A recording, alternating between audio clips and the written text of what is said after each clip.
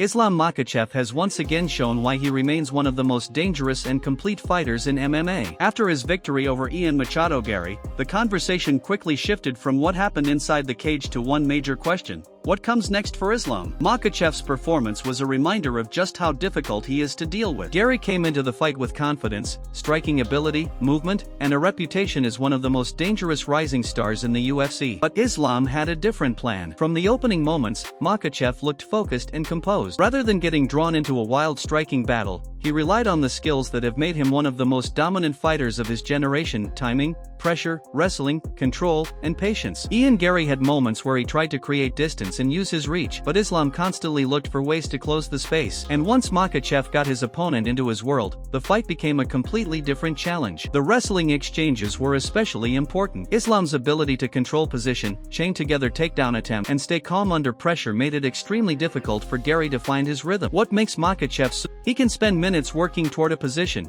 waiting for the smallest mistake, and then suddenly turn that mistake into a takedown or submission opportunity. After the fight, Makhachev's attention appeared to move quickly toward the future. And that's where the story gets interesting. At this stage, every fight matters, every opponent matters, and every opportunity to build his legacy becomes more important. Makhachev has already accomplished an incredible amount in the UFC. Fighters at his level are rarely satisfied. The big question now is, who should be next? There are several possibilities depending on the direction the UFC takes. Islam could face another elite contender looking to challenge his position at the top. He could also pursue a matchup that adds another major name to his resume. And then there is the possibility of chasing an even bigger legacy-defining challenge. That's what makes the future so interesting. Makhachev isn't simply trying to win fights anymore. He's fighting against the clock. At some point, every champion has to think about how many elite performances they have left. If Islam truly feels that he doesn't have much time, then fans could be watching the final chapters of one of the most impressive careers in modern MMA. But don't expect Makhachev to slow down. His style is built around discipline and control. He doesn't need to take unnecessary risks just to entertain, and that's exactly what he has continued to do. Ian Garry may have represented a new generation of dangerous talent, but Islam showed that experience, preparation, and elite grappling can still make the difference at the highest level. Now the question is no longer whether Islam Makhachev belongs among the best. The question is how much more he wants to accomplish before his time at the top comes to an end. So, who should Islam Makhachev? Should he face another top contender? Should he chase a massive legacy fight? Or is there one opponent fans desperately want to see against him?